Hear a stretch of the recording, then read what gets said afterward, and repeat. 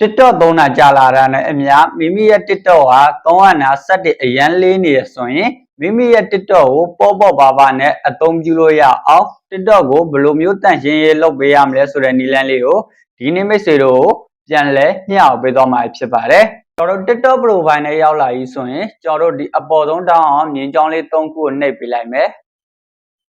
ပြီးရင်ကျွန်တော်တို့ဒီအောက်က setting and privacy ဆိုတာကိုတစ်ချက်နှိပ်ပေးမယ်ဒီနေရာရောက်လာရင်ကျွန်တော်တို့အပေါ်လေးကိုနည်းနည်းဆွဲတင်ပေးလိုက်မယ်ဒီအောက်ကကျွန်တော်တို့အမှိုက်ပုံးပုံစံလေးနဲ့ free SSP ဆိုတဲ့နေရာလေးကိုတစ်ချက်နှိပ်ပေးလိုက်မယ်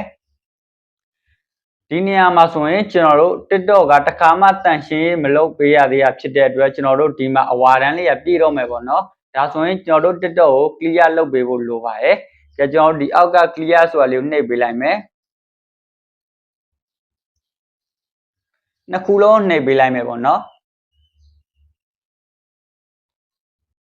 ခဏလေးစောင့်ပေးလိုက်မယ်ပေါ့နော်ကျွန်တော်တို့တန်ရှင်းရေးမလုပ်တာကြာတဲ့အတွက်ကျွန်တော်တို့နည်းနည်းအချိန်ကြာရပေါ့နော်ကဲဒါဆိုရင်ကျွန်တော်တို့ဒီနေရာမှာဆိုရင်လုံးဝဆက်ကပေါ့ပါသွားပြီပဲဖြစ်ပါရဲ့ပေါ့နော်ကိုယ့်ရဲ့ TikTok ကိုဒီလိုမျိုးတန်ရှင်းရေးလုပ်ပေးဖို့လိုတယ်ပေါ့နော်ကျွန်တော်ဗီဒီယိုလေးကမိတ်ဆွေတို့အတွက်အကျိုးရှိပြီးအသုံးတည့်မဲ့လို့ယုံကြည်ပါတယ်အားလုံးကိုကျေးဇူးတင်ပါတယ်ခင်ဗျ